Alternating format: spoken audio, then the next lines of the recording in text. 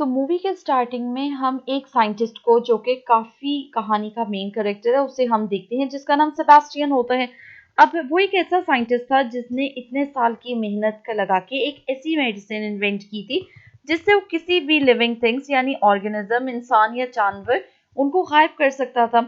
लेकिन वो ऐसी मेडिसिन बनाने में कामयाब नहीं हो सका था जिससे वो इनविजिबल थिंग्स यानी गायब हुई चीजों को वापस ला सके। तो पिछले 1 साल से इसी प्रोजेक्ट पे वर्क कर रहा होता है जिससे वो काफी मिसिंग चीजों को वापस ला सके और वो इस पे काफी ज्यादा स्ट्रगल कर रहा होता है और फाइनली उसकी मेहनत रंग ले आती है। यानी वो ऐसी मेडिसिन बनाने में कामयाब हो चुका था जिससे गायब हुई हुई चीजों को वापस लाया जा सके। असल में इसने गायब हुई हुई मेडिसिन को काफी एनिमल्स पे इस्तेमाल किया था जिनको वापस लाना चाहता था। लेकिन अब चूंकि वो इस मेडिसिन को इन्वेंट कर चुका था तो वो इस बात को अपने कोवर्कर साइंटिस्ट से शेयर करता है और उन्हें लैब में आने को कहता है। लैब में गॉरिला था जिसे उन लोगों ने गायब किया था।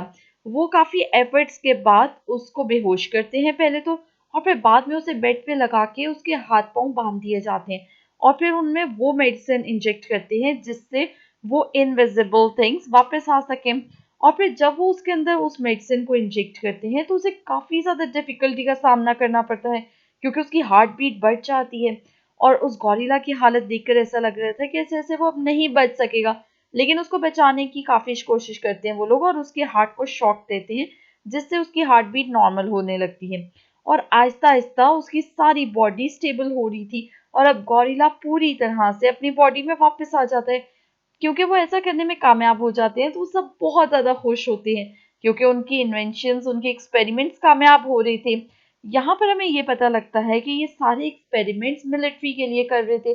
उन लोगों की एक मिलिट्री के साथ मीटिंग होती है जिसमें इस सक्सेस को ये लोग रिवील नहीं करते और वो झूठ बोलता है सेबास्टियन कि उन्होंने अभी तक कोई भी कामयाबी हासिल नहीं की इसलिए उसे और टाइम चाहिए।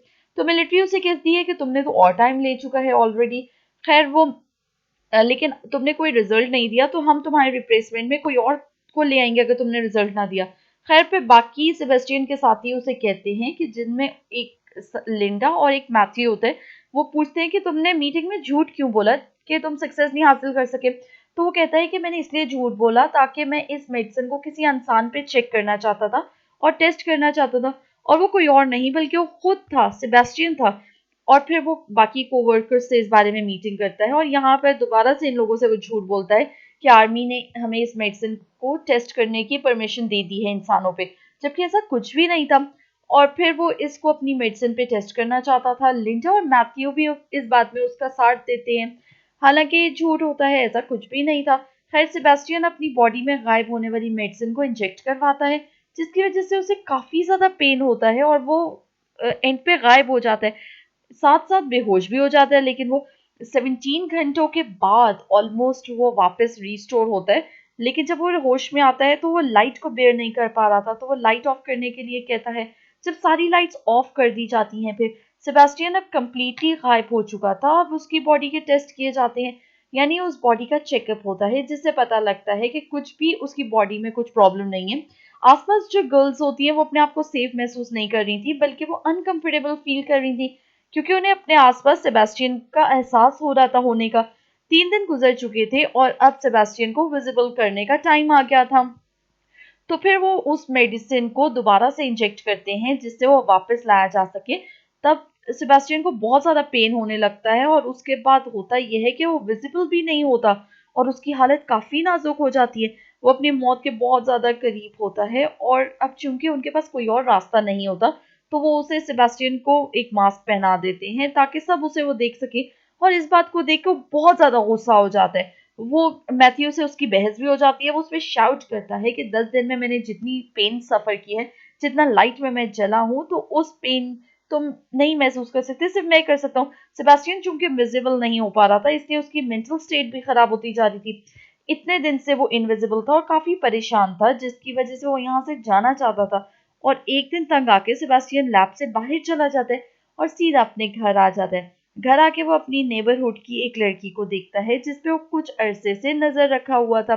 सेबास्टियन अपना मास्क उतार देता है और उस गर्ल के घर पे बेल देता है और जैसे ही वो दरवाजा खोल के देखती है तो वहां पर कोई होता ही नहीं है क्योंकि सेबास्टियन इनविजिबल हो चुका था और वो उसके घर में घुस जाता है। लिंडा दूसरी तरफ देखती है कि सेबास्टियन का मास्क उसे मिलता है और वो देख के काफी डर जाती है। वो काफी ज्यादा फिर लैब में आती है और बाकी कोवर्कर से कहती है कि सेबास्टियन हमारे लिए किसी खतरे से खाली नहीं है, क्योंकि मास्क के बगैर इनविजिबल स्टेट में है। तभी वहां पर सेबास्टियन वहां आ जाता है। लिंडा उसे वार्न करती है कि आइंदा अगर तुमने ऐसा किया ना तो हम मिलिट्री को सारी बात बता देंगे और शिकायत कर देंगे। तब सेबास्टियन इस बात से एग्री कर लेता है, और लेकिन तभी सबके दिलों में डर था, क्योंकि सेबास्टियन जो है वो दिमागी तौर पे थोड़ा-सा इनस्टेबल हो रहा था। तो फिर वो लोग डिसाइड करते हैं कि हम हर वक़्त उस पे नज़र रखेंगे। हालाँकि सेबास्टियन को भी इस बात का पता होता है कि उस लैब में एक ऐसा कैमरा था जो कि इसे इनविजिबल होने के बावजूद भी देख सकता था। और इस बात का सेबास्टियन को भी पता था कि उस पे नजर रखी जा रही है, जिसकी वजह से अब वो इस लैब से बाहर नहीं जा सकता था। और इसलिए वो कैमरा की सेटिंग को खराब करके पिछली वाली रिकॉर्डिंग प्ले कर देता है, जिससे सबको ये लगे कि वो अभी भी लैब में है। और ऐसा करके वो लैब से बाहर चला जाता है और वो सीधा लिंडा के घर जाता है। और वहां जाके उसे पता लगता है कि लिंडा और मैथ्यू रिलेशनशिप में है, जिससे उसे काफी ज्यादा गुस्सा आता है, क्योंकि वो लिंडा को लाइक करता था। तो फिर वो गुस्से में आके उसके घर की विंडो का शीशा तोड़ देता है। और लिंडा जब बाहर दिखती है तो वहां पर कोई भी नहीं होता। तब उसे डाउट होता है कि ये शायद सेबेस्टियन ने तो नहीं किया। और फिर वो ये कंफर्म करने के लिए लैब में कॉल करती है। लैब में जो एक्टिव वर्कर होता है वो कहता है कि नहीं, सेबेस्टियन तो यहीं पर है। अभी भी वहां पर वही पुरानी रिकॉर्डिंग चल रही होती है जब सेबेस्टियन बेड पे लेटा हुआ था, जिसकी वजह से वो समझता है कि शायद सेबेस्टियन वहीं पर है, लेकिन वो वहां पर नहीं होता। सेबेस्टियन जब वापस लैब में वापस आता है तो उसे काफी ज्यादा गुस्सा आया होता है। वो वहां पर एक डॉग को भी मार डालता है। नेक्स्ट डे जब एनिमल डॉक्टर डॉग्स को खाना देने आती है तो वो देखते हैं कि वहां पर वो डॉग मरा हुआ है। वो इस बारे में सेबास्टियन से पूछती है कि कहीं ये तुमने तो नहीं किया, जिसमें सेबास्टियन उसे कहता है कि मैं इस बारे में कुछ भी नहीं जानता। अब कंफर्म करने के लिए वो लोग वीडियो रिकॉर्डिंग्स चेक करते हैं, लेकिन उन्हें कुछ भी नहीं पता लग पाता। रात को फिर से सेबास्टियन इनविजिबल होकर लिंडा का घर जाता है और वहां पर उसकी प्रेजेंस का उसे एहसास होता है और उसे शक होता है कि वहां पर जरूर कोई ना कोई है।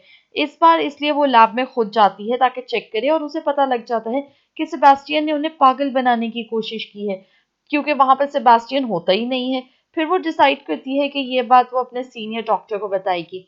लिंडा और मैथ्यू सीनियर डॉक्टर के पास जाते हैं, उन्हें सब कुछ बता देते हैं।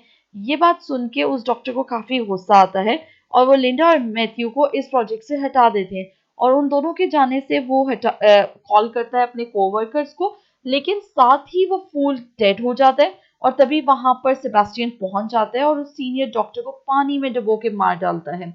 नेक्स्ट मॉर्निंग सेबास्टियन दोबारा से लेबोरेटरी में आ जाता है। लिंडा और मैथ्यू उस सीनियर डॉक्टर की कॉल का इंतजार कर रहे होते हैं, क्योंकि आज उनकी मीटिंग थी। पर चूंकि उसकी कॉल ही नहीं आई क्योंकि वो मर चुका था, तो फिर लिंडा चेक करने के लिए उस डॉक्टर को कॉल करती है। तब उसे पता लगता है कि डॉक्टर की तो डेथ हो गई है पानी में डूबने की वजह से। तो लिंडा डिसाइड करती है कि वो इस प्रोजेक्ट के बारे में सबको बता देगी, क्योंकि सेबास्टियन की रियलिटी यानी वो इनविजिबल है ये सिर्फ वही लोग जानते थे जो कि उस लेबोरेटरी में वर्क कर रहे थे। बाकी तो किसी को ये बात पता ही नहीं थी।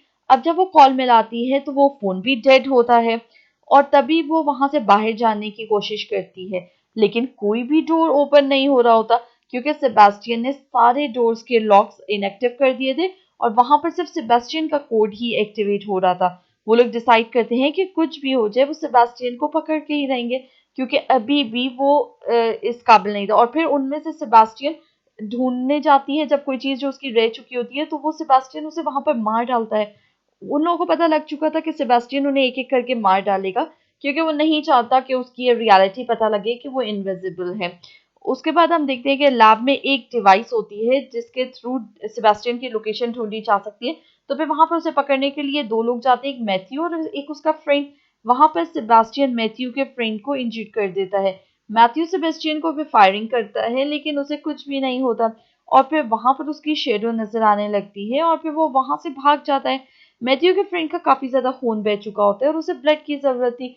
तभी लिंडा की फ्रेंड ब्लड लेने जाती है और वहां पर सेबेस्टियन पहुंच जाता है और वो उस लड़की को भी मार डालता है। इतनी देर में मैथ्यू का फ्रेंड भी मर चुका होता है। अब सिर्फ तीन लोग ही जिंदा थे, लिंडा, मैथ्यू और एक उनका दोस्त। इसके बाद हम देखते हैं कि लिंडा की फ्रेंड को वो लोग ढूंढने लगते हैं जो ब्लड लेने गई थी, पर उसकी बॉडी तो एक कोल्ड रूम में मिलती है, फ्रीजर रूम में। यानी लिंडा और मैथ्यू के अलावा जो एक बंदा रह गया था उसको भी सेबास्टियन मार डालता है और वो एक लॉट रॉड से उसे मार देता है। और फिर जब मैथ्यू से बचाने की कोशिश करता है तो सेबास्टियन उसे भी इंजर्ड कर देता है और लिंडा और मैथ्यू को उसी फ्रीजर में बंद करके उसे फ्रीजर ऑन कर देता है और उन लोगों को वहीं छोड़ देता है और वहां से चला जाता है खुद, क्योंकि वो चाहता था कि कोल्डनेस की वजह से वो लोग मर जाएं। और फ्रीजर के टेम्परेचर आहिस्ता आहिस्ता डाउन होने लगता है, लेकिन लिंडा फिर भी हिम्मत नहीं हारती और दरवाजा तोड़ने की कोशिश करती है, लेकिन वो ऐसा नहीं कर पाती। मैथ्यू जो कि काफी इंजर्ड था वो इसी वजह से बेहोश होता है। फिर हम सेबास्टियन को देखते हैं जो कि अच्छे से रेडी हो जाता है और एक केमिकल को यूज करके एक बॉम्ब बनाता है और उसके बाद उसका टाइमर सेट करके वहां से चला जाता है। उस दूसरी तरफ लिंडा भी मैग्नेटिक पावर्स को यूज करके उस डोर को खोलने की कोशिश कर रही होती है और वो इस बार कामयाब भी हो जाती है और फिर डोर ओपन हो जाता है। डोर ओपन होने के बाद वो मैथ्यू को वहां से निकालने लगती है और आग के पास आग जला देती है उसके पास, क्योंकि उसकी बॉडी काफी ज्यादा ठंडी हो गई थी। अब लिंडा उस जगह पे जाती है जहां पर सेबास्टियन था। सेबास्टियन जब एलिवेटर में जाने लगता है तो तो वो दरवाजा बंद होने ही लगता है कि लिंडा वहां पहुंच जाती है और फायर थ्रोअर होता है उसके हाथ में, यानी एक सिलेंडर जिसको जला के वो सेबेस्टियन को जला देती है। सेबेस्टियन चूंकि सारा जल चुका था तो आहिस्ता आहिस्ता उसकी बॉडी भी जलती जा रही थी। अब चूंकि सेबेस्टियन इंजर्ड भी था तो काफी गुस्से में भी था साथ में, तो वो रिवेंज लेना चाहता था लिंडा से, उसे किसी भी सूरत में मारना चाहता था। फिर लिंडा आग बुझाने वाली पाइप को ऑन कर देती है जिससे पानी गिरने लगता है। अब सेबेस्टियन हल्का हल्का नजर आने लगा था और लेकिन वो लिंडा को काफी बुरे तरीके से मारता है और उसी की गर्दन को मोड़ के उसकी गर्दन भी दबाने की कोशिश करता है। वो मरने ही वाली होती है कि यहाँ पर मैथ्यू आ जाता है आयरन रॉड लेकर एक, वो इस आयरन रॉड से सेबेस्टियन के हेड पे मारता है और उसके बाद वो दोनों वहां से जाने ही लगते क्योंकि सेबेस्टियन उस गिर जाता है। लेकिन जैसे ही वो दोनों वहां से जाने लगते हैं, सेबेस्टियन जो कि अभी मरा नहीं था वो दोबारा से उस आयरन रॉड को उठाता है और उनको मारने के लिए उनकी तरफ आने लगता है। लेकिन मैथ्यू को इस बात का पता लग जाता है और उस रॉड से वो धक्का दे देता है उसे और वो रॉड इलेक्ट्रिकल वायर्स में टकरा जाता है जिससे सेबेस्टियन की पूरी बॉडी में इलेक्ट्रिक करंट फैल जाता है और वहीं पर वो गिर के बेहोश हो जाता है। फिर लिंडा और मैथ्यू उस जगह पे जाते हैं जहां पर सेबेस्टियन ने वो बॉम्ब सेट किया था और फिर उसके बाद वो दोनों उसको ढूंढने लगते हैं और उन्हें पता होता है कि उनके पास टाइम बहुत ज्यादा शॉर्ट है और बॉम्ब एक्सप्लोड होने से वो नहीं रोक सकेंगे और यहाँ से बाहर भी निकलना चाहते, लेकिन यहाँ से बाहर तो वो लिफ्ट के जरिए जा ही नहीं सकते थे क्योंकि सेबेस्टियन ने उनके आने और जाने की को इनएक्टिवेट कर दिया था। तो फिर वो इमरजेंसी एग्जिट जो कि लिफ्ट के साथ होती है उसके सहारे वो ऊपर चढ़ने लगते हैं और जब वो ऊपर जा रहे होते हैं तो तभी बॉम्ब ब्लास्ट हो जाता है। वो दोनों ऊपर चढ़ रहे होते हैं कि नीचे से सेबेस्टियन लिंडा का पाँव पकड़ लेता है और उसे नीचे को खींचता है क्योंकि सेबेस्टियन अभी भी जिंदा था। मैथ्यू लिंडा को बचाने के लिए आगे बढ़ता है, लेकिन इससे पहले कि मैथ्यू उन लोगों तक पहुंचता, सेबेस्टियन लिंडा को लेकर लिफ्ट में आ जाता है। वो दोनों लिफ्ट में होते हैं तब लिंडा एक वायर जो कि लिफ्ट में होती है उसे पकड़ लेती है और उस वायर के जरिए वो लिफ्ट को ऊपर से नीचे आ रही थी। लिंडा अपने पाँव से एक बटन को प्रेस कर देती है जिससे वो वायर लिफ्ट से अलग हो जाती है और सेबेस्टियन उस लिफ्ट के साथ नीचे चला जाता है और नीचे ब्लास्ट की वजह से काफी ज्यादा आग होती है जिससे सेबेस्टियन की बॉडी जल जाती है और वो मर जाता है। इस तरह से लिंडा ऊपर आ जाती है मैथ्यू के पास और फिर वो इस तरह से बच जाती है और दोनों इस तरह से बच जाते हैं और इसी के साथ मूवी का एंड हो जाता है। Thank you for watching.